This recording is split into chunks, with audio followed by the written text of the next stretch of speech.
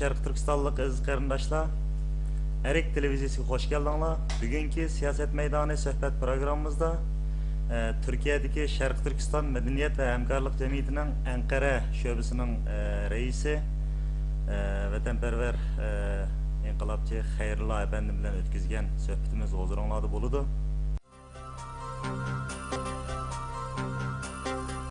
Assalomu alaykum Xayrullo efendim, yaxshimisiz? Yaxshi. Xayrullo efendim, aldı bilan sizin televizor ko'ruvchilarimizga qisqa bir tanıştırsak, o'zingiz haqida bir ma'lumot berib o'tgan bo'lsangiz. Evlen sözünün başında bizni izleyatkan bütün Uygur kırındaşlarımızga ve Şarkı Türkistan dostlarına salamlarımı yetkizimem. Ben bolsam 1961 yılı Şarkı Türkistan'dan çıkıp 5 yıl Afganistan'da, ondan keyin 1965 yıldan hazırlıkçılık Türkiye'de yaşayatkan bir Uygur. Uzun yıllardan bu yan bu Şarkı Türkistan davası da her xil faaliyetler içinde buldum. Şarkı Türkistan Medeniyet ve Hemkarlık Cemiyeti'nin kuruluşu da hem buldum. 2002 yılı Türkiye'nin Ankara vilayetinde Şarkı Türkistan Medeniyet ve Hemkarlık Cemiyeti içildi. Şununki idare heyeti de reis bulup bugün günçülük hizmet kılıp kilovatım. Rahmet Xayrullo efendim. Hazır emmeylengi ayan, buna yine kayıt değişmesinin ornu yok. 5. yol vakası Türkiye'de naiti bir çoğun gulgulu oldu. Yani bu Ürümçi vakasıki en köp, yani en kattık inkas bildiğin devlet Türkiye. Halkı olsun, devleti olsun. Ama yakınki yıllardan, yani yakınki küllerden bu yan, yakınki aylardan bu yan. Yani bu yani halkının Uygurlarga bo'lgan pozisiyada o'zgarishlar bo'layotgandi yoki hozir meni shunda qattiq holatda Xitoyga inkoslarni bildiryaptimdi, qanday yordamlashmalar qanday bo'ladi, bu vaqtda Turkiyadagi faoliyatlar qanday bo'ladi, biroz bir so'zlab bergan bo'lsangiz. Yaxshi bir savol sordingiz. Bu 7. ayının 5'de bo'lgan Ürümçide bo'lgan bu voqeadan keyin Turkiyada Şarkı Türkistan meselesi yana qaytadan bir kun tartibiga keldi. Merhum liderimiz İsa Yusuf Altekin ve başkalarınınki bugün güncülük kılgan faaliyetleri neticesinde Şarkı Türkistan tonulup yitildi. Lekin bu Ürümçide bo'lgan voqeadan keyin Şarkı Türkistanlık kırındaşlarımızın qanday ig'ir bir ahval aslida, Xitoyning qanday bir zo'ravonlik tajovüzi aslida yashayotganligi matbuot organlarida bo'lsin, hukumat arboblari yoki siyosiy partiyalar rahbarlari bilan xalqaro bo'lsin yangi boshdan tonilib o'tdi. Bilgininizdek hükümetninki beşi, yani icranın beşi deyimiz Sayın Recep Tayyip Erdoğan efendi bu vakadan keyin Ürümçi'de Uygurlar üstüde, yani Şarkı Türkistan'da Uygurlar üstüde ırkı kırgıçılık kılınmatıdı. Biz bunu göz yummayız, biz bunu halkara cemaatçiliğe taşıyımız, İslam ülkelerine bu vakanı yetkizimiz. Üyedik kırındaşlarımızdan ki bu ağır ahvalını bütün dünyaya tanıştırıp şulara yardımını kol keltiriş için bütün gücümüz bilen tirişip işleyimiz digendi. Bugün günde bu mesele yıpılıp kalkanı yok. Şarkı Türkistan meselesini Türkiye hükümeti İslam Devletleri Birliği'ne öz kolu bilen apırıp şuyada gün tertibi keltirdi. Üyedeki İslam devletleri aza devletlerindeki Tashqi ishlar ministerlerini bir araya yığıp ularga Şarkı Türkistan'da bo'layotgan iyik ahval ustidagi ko'rinishlar ko'rsatildi. Ankara'da yaşayotgan bizniki ziyolimiz Erkin Ahmet Efendi bu vaqtda şu yig'in ahliga bir konferans berdi. Yana ulardan sırt bu meseleni Avrupa'nınki o'xshamagan tarmoqları da gün tertibi keltirish uchun qo'ldan kelishini qilyotdi. Yana Türkiye bilasiz Birleşken Devletler'ninki bu yıl bir yıllığa idaresini qo'lga olganda, u yerda ham Şarkı Türkistan meselesi için hizmet qilayotgan bir organni o'rinlashtirdi. Demek bu Ürümçide bo'lgan voqeaga, Şarkı Türkistan'daki bu voqeaga Türkiye hükümeti bo'lsin, Türkiye halkı bo'lsin, bar kuchi bilan bugungi kunchilik bir ishlarni qilib kelyotdi. Buningki birdan bir sababi Türkler Sharqi Turkiston, ya'ni O'rta Osiyodan kelganligini, Uyg'urlar bilan qarindosh bo'lganligini, ham din, ham dil, ham milliy yöndan qarindosh bo'lganligini bilganligi uchun o qarindoshlarni Xitoy qo'l ostida tortib atgan bu zulmiga qarab turmaydi. Yana bu hukumatninki yaqindan buyon qilgan xizmatlarining ichida bundan burungi hukumatlar tarafidan chiqarilgan va Xitoy tarafidan mecburi çıkarılgan bir hüküm battı. Şarkı Türkistan bayrağı içilmeydi. Şarkı Türkistanlıların yığınıga devletninki başlıkları, devletin kadrları ve yukarı mertebedeki hizmetçiler kirenmeydi, baranmaydı. Digen temide, yani bunun okşaş bir kança temide bir gizli genelge, ne diyeyim ne?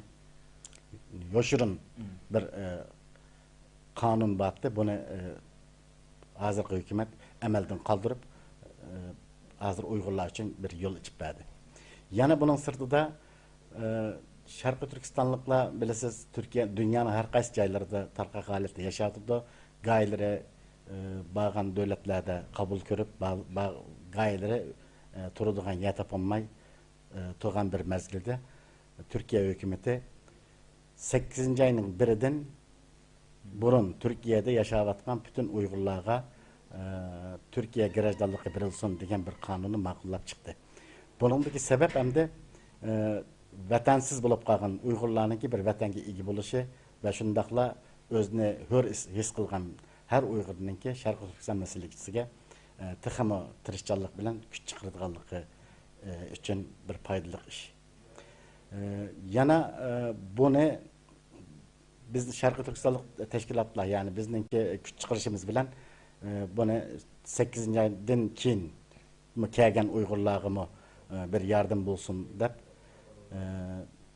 1. ayının 15'i 2013'lük uzattı.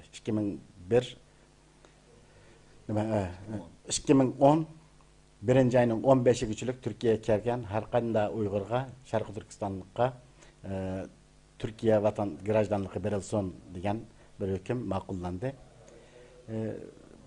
Bu biz için nayeti çok bir utuqluq iş deb oylaymiz. Türkiye hükümetinin şu Sharqi Turkistonliklarga qanchalik ko'ngil berganligini ifodalaydi.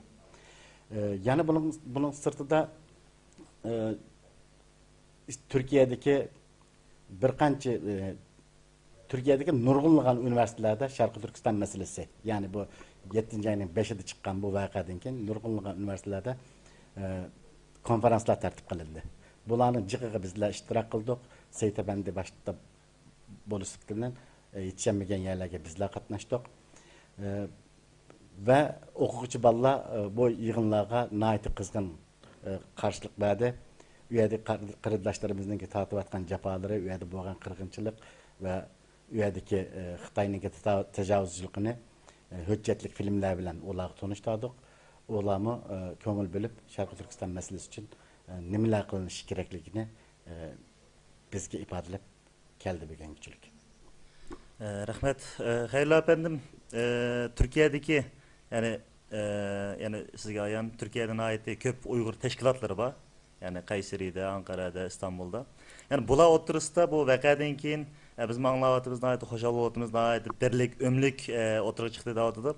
Buların bir bu ayakta biraz yani kandak derecede bir birleşikler, emkarlıklar bula oturdu. Elbette hem de 7. ayının 5'inde Sharqi Turkiston'da Ürümçi'de insanlarımız, yigitlerimiz kurban bulup kelyapti. Bununla Türkiye'de olsun, dünyanın qaysi joylarida olsun Uyg'urlarni chidab turish mumkin emas.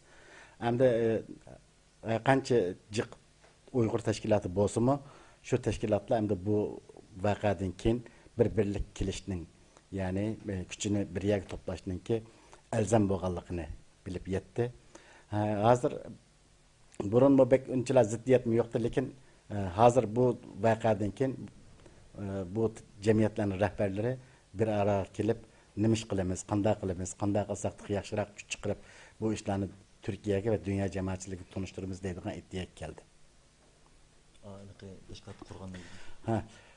Shuning uchun bizningki burun ishlayotgan ish o'rnimiz sal kichikroq bo'lib qolganda yaqindan buyon Ankara'nın Dikmen degan bir nahiyesida cho'ng bir yer tutdik. Chunki bu vaqa Turkiyada siyosiy partiyalar, hukumat organlari va diğer boshqa o'xshamagan matbuot organlari har doim bizni ziyorat qildi. Ularni qabul qildigan, ularni bir yerda kutib oldigan bir yerimiz. Bo'lmag'achqa cho'ng bir yer tutdik. İnşallah bu yerda ham yaxshi xizmatlar ishlab, vatanimizga, millatimizga yaramliq ishlar qilamiz deb o'ylayman. Ko'p rahmat sizga. Salomatlik va uzun umr tilayman.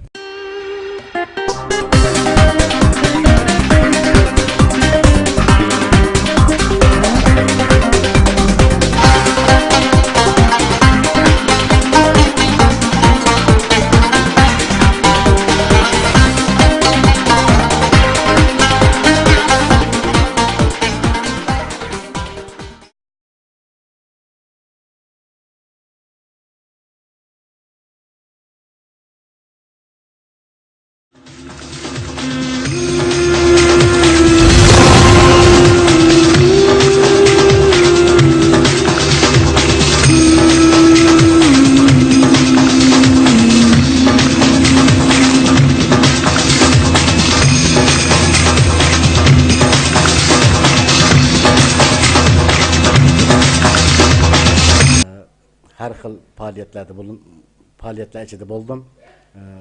Şarkı Türkistan Medeniyet ve Hemkarlık Cemiyeti'nin kuruluşunda hem buldum. 2002 yılı Türkiye'nin Ankara vilayetinde Şarkı Türkistan Medeniyet ve Hemkarlık Cemiyeti içildi.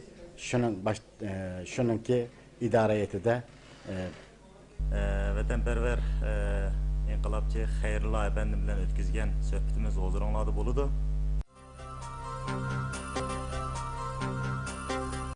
Assalomu alaykum Xayrullo efendim, yaxshimisiz? yaxshi.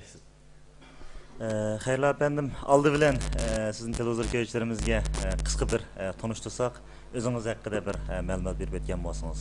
Evlen sözünün başında bizni izleyatkan bütün Uygur kındaşlarımızga ve Şarkı Türkistan dostlarına salamlarımı yetkizimem. Ben bolsam 1961 yılı Şarkı Türkistan'dan çıkıp 5 yıl Afganistan'da, ondan keyin 1965 yıldan hazırlıkçılık Türkiye'de yaşayatkan bir Uygur.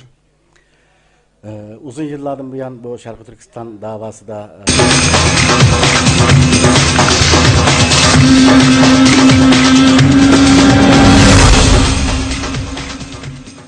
Şarkı Türkistanlık aziz qarindoshlar, Erik televiziyasiga hoş geldinglar. Bugünkü siyaset meydanı sohbet programımızda Türkiye'deki Şarkı Türkistan Medeniyet ve Hemkarlık Cemiyeti'nin Ankara şubesining reisi